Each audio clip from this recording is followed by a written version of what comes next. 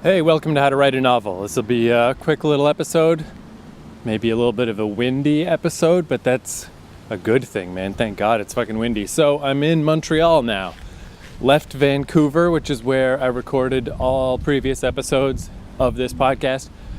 Now I'm in Montreal, and man, it is so hot. I guess I talked about this a bit on the last episode about heat, but yeah, it's even more so. It's so hot, which is awesome. I mean, I've only been to Montreal in the winter once, way back in like 2003.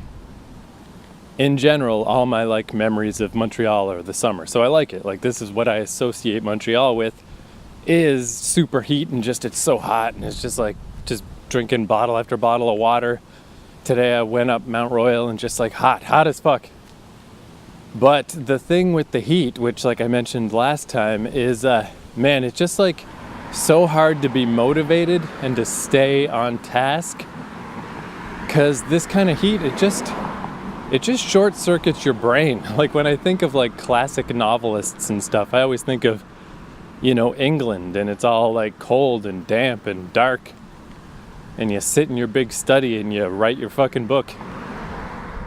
You don't really think of the Caribbean, maybe you'll write about the Caribbean, but you wouldn't be from there, because it's just it doesn't, the kind of mindset and the kind of thought and thinking and the kind of effort you need to expend to write does not mix with this kind of heat. It just doesn't. It just, at least for me anyway, it just fucking shuts down my brain. Even to keep on a schedule of any kind, I'm did I write anything yesterday? I don't think I did. What about the day before? I think I did, but maybe I didn't. I can't even, that simple little thing of just making sure I write every day. If it's just too hot, I'm just fuck, man, whatever. Whatever. I'm just gonna go home and try to cool down and just whatever. I'll figure it out tomorrow.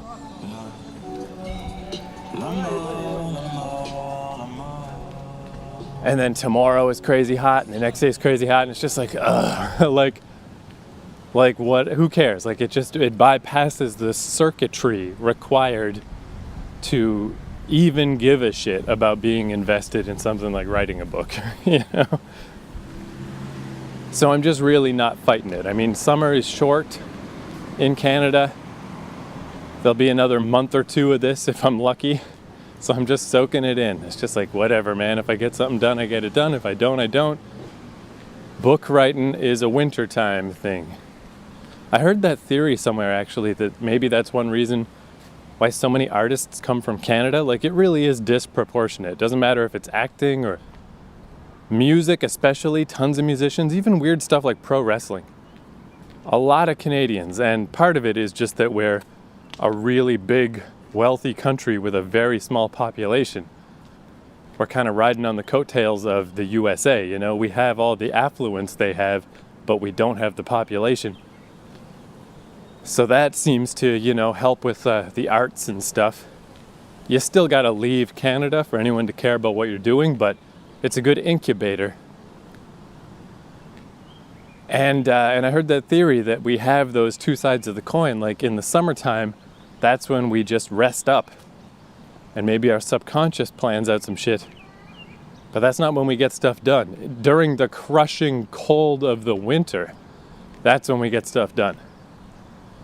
And it kind of makes sense, because I really do feel that way. So whatever, man. I'm getting some stuff done, but some days it just slips right by me, and it's just I just can't even bring myself to care, because it'll be cold again soon enough. But that being said, it is still valuable, though, to work every day. I wish I could kind of get my shit together a little more in the summer, because when I don't get any writing done, I do find myself just feeling kind of this little miserable feeling in the back of my head of just where's my life going? What am I doing with myself? How come what is this? I just feel vaguely disappointed in stuff. But then when I do some writing, that goes away. I feel much better. But there's always that feeling, that resistance feeling of at the best of times that's there, like, oh, I gotta go sit down and fucking apply my mind to some difficult abstract task of writing. And when it's crazy hot and crazy humid and you're just sweating and you're just like beaten down by the sun, which is like weirdly nice in a way, but it's not good for writing. It's just extra hard to motivate yourself. But it's still valuable to do it. But I was thinking, oh, that's nice, that breeze. Oh, good. That's good stuff.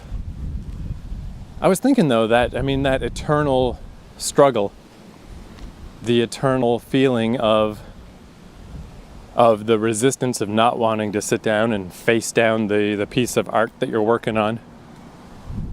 Maybe that's kind of like, you always hear those famous stories of people like, I think it was Frank Sinatra, who said that he still got like stage fright to the point of like he would almost throw up or would throw up before he went on stage for his whole life. He just never got over it. But once he got on stage, he felt fine. And that just sounds so miserable to me. It's like, fuck, man, get a different job. Like, if you're just gonna feel horrifying stage fright every day for your whole life, just, man, fuck that. Like, who would do that? Why would you do that? How is it worth it? There's a nice airplane going by. I like this neighborhood I'm in Montreal. It's just the right distance from the airport, that when you're indoors, that the planes going by don't really bother you, but they just look really cool when they go by. You can see so many details of them because they're so low. But I was thinking maybe that stage fright for your whole life thing, maybe that's what this is. This is just the writer's equivalent of that. Is like, if I'm going to write books for my whole life, then every day I'm going to feel this. Every day I'm going to feel that weird feeling of like, oh, I don't want to do this. I want to find a way to avoid doing this. I want to squirrel my way out of it. Even though writing is always relatively fun while I'm doing it, and then I just feel much better overall afterward. But it doesn't matter. It doesn't matter how many times that pattern recurs. It doesn't matter if I know I'll feel better. It doesn't matter if every fucking time I feel better, I still don't want to do it. And yeah, I don't know, it just kind of made me feel a little more sympathy, I guess, for the Sinatras of the world who were just fucking barfing every day. Sometimes it's just how it is. You just can't really explain it. You can't fight it. You just got to deal with it. All right, I'm back at my house. So that's enough. Quick little update. Let's play, since it's super hot outside, let's play the reverse. Let's play Crisis by Alexisonfire, which is about a huge, crazy snowstorm that happened in 1977, where people were trapped in their fucking houses and stuff. And let's just think of the beautiful cold. How soothing it would be, how nice it would be. I mean, yeah, not really. I don't really want that. I'm happy to just sweat and be dead for 2 months. But yeah, fuck it. I can't even think. Heat, cold, whatever, man. Here's Crisis by Alexisonfire. I will talk to you in the future. Goodbye.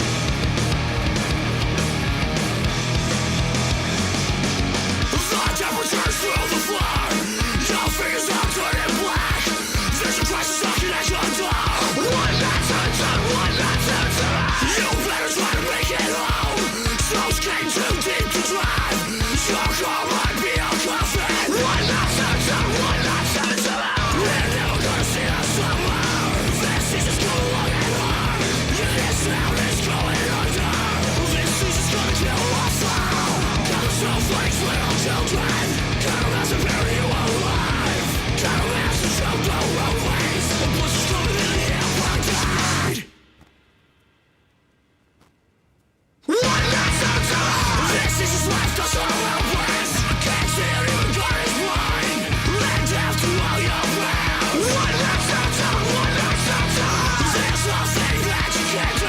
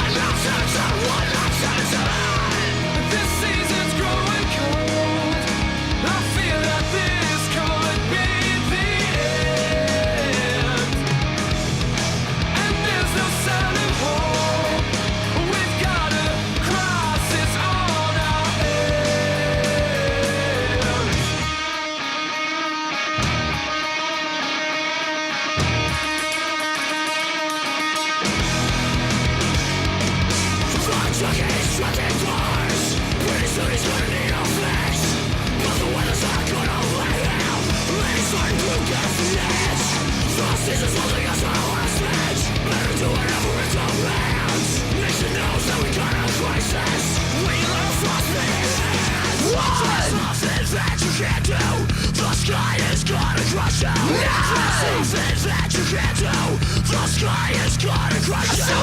There's nothing that you can't do. The sky is gonna crush you. There's nothing that you can't do. The sky is gonna crush you. This season's growing